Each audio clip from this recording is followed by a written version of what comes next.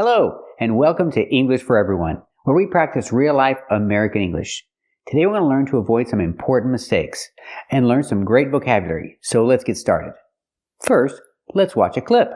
Are you insulting me? No, it's your mouth. It's blah. Oh, it's smeared. Smeared? You have no posture. Are you saying that I have no manners? Manners, yes. I agree with you. I'm clumsy. So, having no manners has nothing to do with the word clumsy. Clumsy means something completely different. Sure, if someone has food on their face and they don't wipe their mouth, you can say they have no manners. But they're not clumsy. That's different. And what about having chocolate smeared on your face? Well, that's not clumsy either. So what do we say? We say messy. If you have food smeared on your face, you are messy. Or I can say you are a messy eater, but not clumsy. That's something different. So example, she has food on her face and she's not wiping her mouth. I can say she has no manners. Let's practice. She has food on her face and she's not wiping her mouth. Does she have any manners? That's right, she has no manners. Example, she has food smeared on her mouth. Is she messy? That's right, she's messy. Is she a messy eater? That's right, she's a messy eater. But she's not clumsy. That's something completely different. So keep watching to practice with the word clumsy and find out what it really means. What happened? He dropped the plate. He dropped the plate of spaghetti on the floor. And he's always dropping things. He's always having accidents like this. So I describe him and I say he's clumsy. Clumsy is an adjective. It describes a person who has a lot of accidents. And he is clumsy.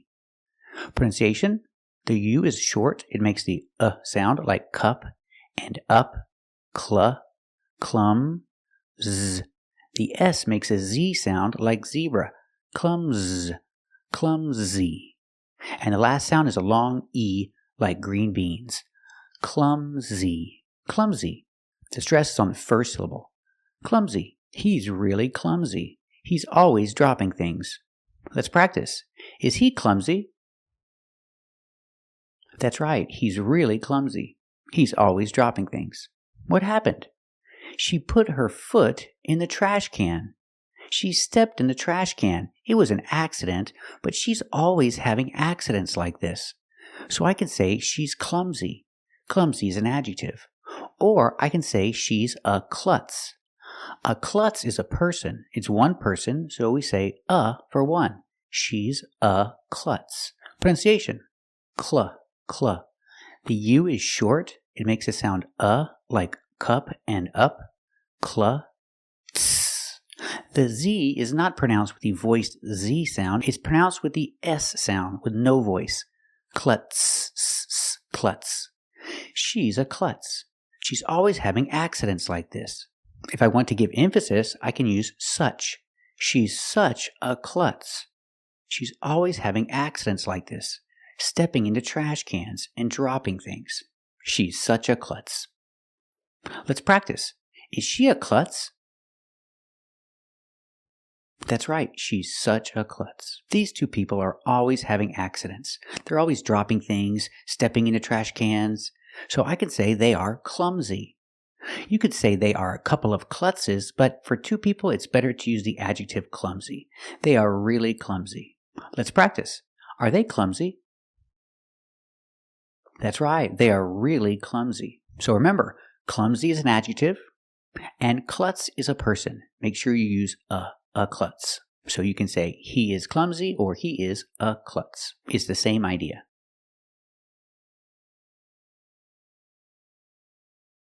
First, this is not correct.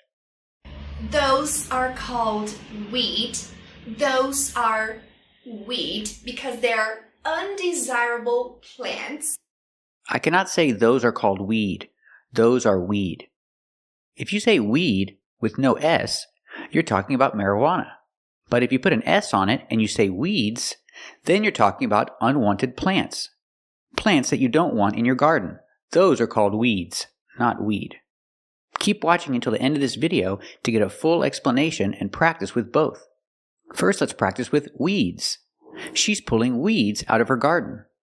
Use the prepositions out of. Pronunciation, out of. The T changes to a fast D. Out of. She's pulling weeds out of her garden.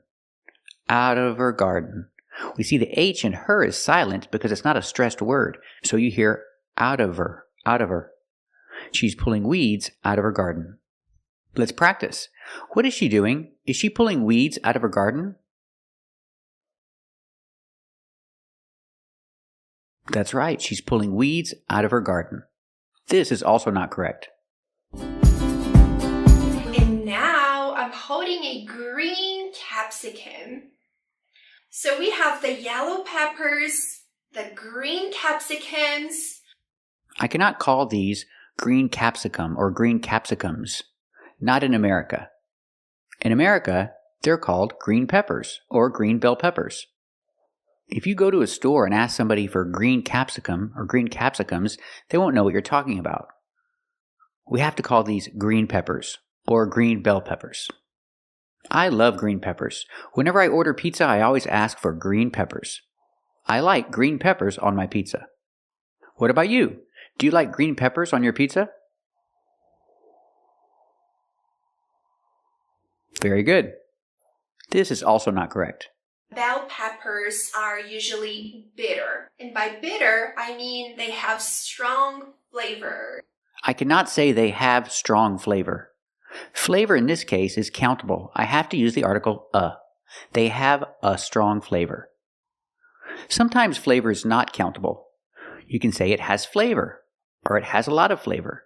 In these cases, flavor is not countable.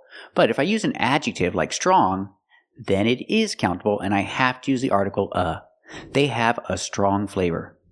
So, she thinks that bell peppers, green bell peppers, have a strong flavor and they're bitter. Bitter describes food that tastes bad. Bitter. I don't think they're bitter. I think they taste good. I don't think they have a strong flavor. What about you? Let me know in the comments what you think about bell peppers, green bell peppers. Do you think they're bitter? Do you think they have a strong flavor? Let me know in the comments. Example, I think coffee has a strong flavor. I think coffee is a little bitter. What do you think? Do you think coffee has a strong flavor?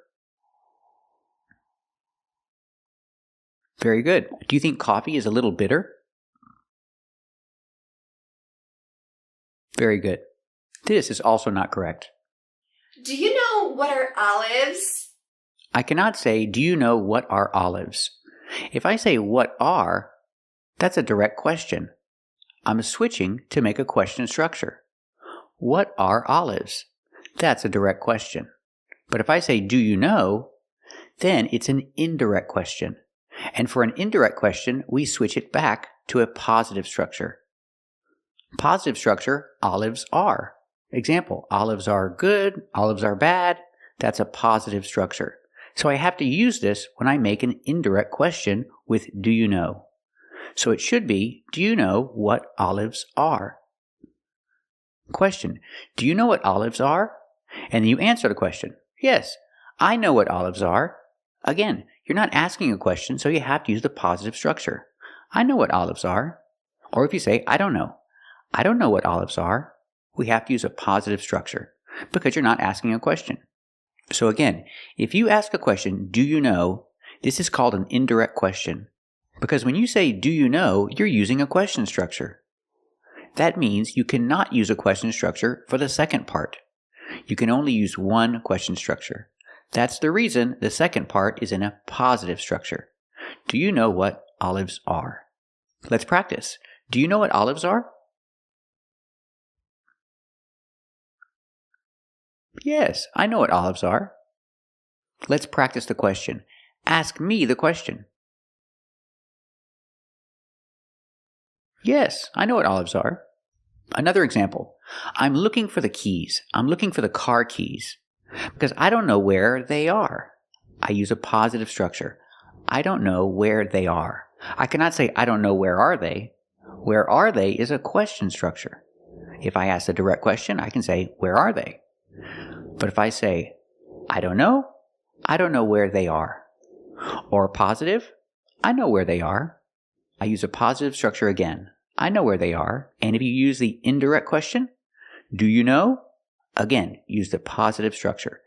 Do you know where they are? Do you know where the keys are? Do you know where the car keys are? Remember, after do you know, always use a positive structure for the second part. Let's practice. Do you know where the car keys are? That's right. I don't know where they are. Let's practice the question. Ask me the question. No, I don't know where the car keys are. Another example. Where is the bathroom? Where is the bathroom is a very common question, and it is a direct question. Where is the bathroom? But if I say, do you know, I have to use a positive structure for the second part. Do you know where the bathroom is? I cannot say, do you know where is the bathroom? This is not correct. I have to say, do you know where the bathroom is? I can say, I don't know. I don't know where the bathroom is. Again, I use a positive structure. Let's practice. Do you know where the bathroom is? Very good. I don't know where the bathroom is. Ask me the question. No, sorry. I don't know where the bathroom is. This is also not correct. My favorite tent, the flowers tent. I cannot say the flowers tent. In this case, the word flower is an adjective describing what kind of tent it is. So we have to eliminate the S. We do not use plural forms for an adjective. We have to use a singular form, flower. Flower tent. And remember, it's not taint, it's tent. Use the short S sound. Tent. Flower tent. Example, they sell flowers at the flower tent. Let's practice. What do they sell at the flower tent? That's right, they sell flowers at the flower tent. It makes sense. This is also not correct. Watermelons are this big and rounded fruit. I cannot describe watermelons and say they're rounded. So what's the difference between rounded and round? They're both adjectives. They both describe round things, but there's a difference. Watermelons are not rounded because they're not made round. Rounded describes something that is made round. Nobody made the watermelons round. They're just round. That's their shape. So we cannot use rounded in this case. If you describe cookies and they make the cookies round, you can say the cookies are rounded. But you cannot say the watermelon is rounded. The watermelon is round. Nobody made it that way. Nobody made it round. It's just round. So example, the cookies are rounded, or the cookies are round. You can use both. But the watermelon is round. That's the only adjective you can use to describe a watermelon, if it's round. Let's practice. Are the cookies rounded? That's right, the cookies are rounded, or round. They're both correct. What about the watermelon? Is it round? That's right, the watermelon is round. This is also not correct. These orange flowers are called marigolds and are also gorgeous. I cannot pronounce the word gorgeous. It's not gorgeous, it's gore. Gorgeous. Gorgeous. As a matter of fact, this is probably the most gorgeous hotel I've ever seen. I think you just can't bear to let a gorgeous guy like me out of your sight.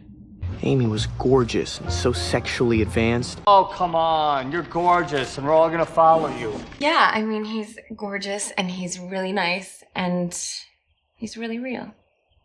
For an actor, anyway. So the first syllable is the long or sound, like floor and more. Gore. Gorgeous. Just. The stress is on the first syllable. So don't say gorgeous. Make it shorter. Gorgeous. Gorgeous. Gorgeous means beautiful. Very, very pretty. And this dress is gorgeous. What do you think? Do you think the dress is gorgeous? That's right, the dress is gorgeous. So remember, adjectives ending in OUS are pronounced with a short sound at the end. Gorgeous, nervous, famous.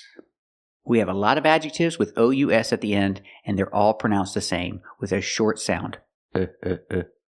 Gorgeous, nervous, famous. This is also not correct. Raspberry. Wow! Raspberry is a reddish pink fruit, and we can count them. We can say raspberries. I cannot pronounce the word raspberries. Raspberries. First, the stress. We cannot put any stress on the third syllable. There's only one stress, it's on the first syllable. Raspberries. The second syllable is not it's air. Air like hair and chair. Raspberries. I'm going to eat a strawberry and a raspberry at the same time. Raspberry vodka. May have the fruitcake and the cherry preserves, and there's a bottle of raspberry cordial on the shelf in the kitchen. Only raspberry cordial, Mrs. Berry. Oh! Raspberry cordial, right? Strawberries, raspberries, sure. And a chocolate mousse with raspberries and hazelnut macaroon. Raspberries. Let's look at the word berry because it's very important. Hey, berry, very. They almost sound the same. The B makes a closed sound, berry, and the V makes a vibration sound, very. But the rest of the word is exactly the same. Berry, very. So let's talk about berries. We have strawberries, blueberries, cranberries, and raspberries. We have a lot of different kinds of berries, and they all have that same sound, air, like hair and chair. Bear. Berries. Now let's talk about raspberries. I don't really like raspberries, the fruit. 1 raspberry and 2 raspberries. They're not my favorite, but I love raspberry preserves. What are preserves? Well, you can say preserves, you can say jelly, you can say jam, and sometimes you can say marmalade. They're all kind of the same thing. There are differences between them, but I'm not sure what the differences are. All I know is I like preserves because it has more fruit in it. So I like raspberry preserves. We notice raspberry changes. There's no S because it's an adjective describing preserves. We cannot put the S there. Raspberry preserves. I love raspberry preserves. What about you? Do you like raspberry preserves? Very good. Today we're going to talk about the difference between weed or weeds. Which is correct? Let's get started. Well, sometimes you can say weed and sometimes you can say weeds. They're both correct, but there's a difference. First, let's talk about weed when it is countable. I can have 1 weed or 2 weeds. Example, there are a lot of weeds in the garden. This is grass that you don't want. Weeds. It's countable. Example, she's pulling weeds out of her garden. Let's practice. Is she pulling weeds out of the garden? That's right, she's pulling weeds out of the garden. But what if you talk about the grass or the plants that are in the ocean? It's called seaweed. Seaweed is not countable. I cannot say seaweeds. It's always in a singular form and it's not countable. Seaweed. There's a lot of seaweed in the ocean, and they use seaweed to make nori, and they use nori to make sushi. So there's seaweed in your sushi. Let's practice. Is there a lot of seaweed in the ocean? That's right, there's a lot of seaweed in the ocean. And our last example is weed. If you talk about marijuana, people say weed, and it is not countable. I cannot say 1 weed or 2 weeds. It's just weed. People smoke weed in California. It's legal to smoke weed in California. I don't smoke weed, but he smokes weed. Let's practice. Is it legal to smoke weed in California? That's right, it's legal to smoke weed in California. Let's practice. Is he smoking weed? That's right, he's smoking weed. So remember the 3 uses of weed. Weed can be countable if you're talking about a garden. There are a lot of weeds in a garden. But if you talk about seaweed or marijuana as weed, it's not countable. No S. Thank you for watching. And if you like this video, subscribe to our channel. Or if you want to become a member, click the join button. And we'll see you next time.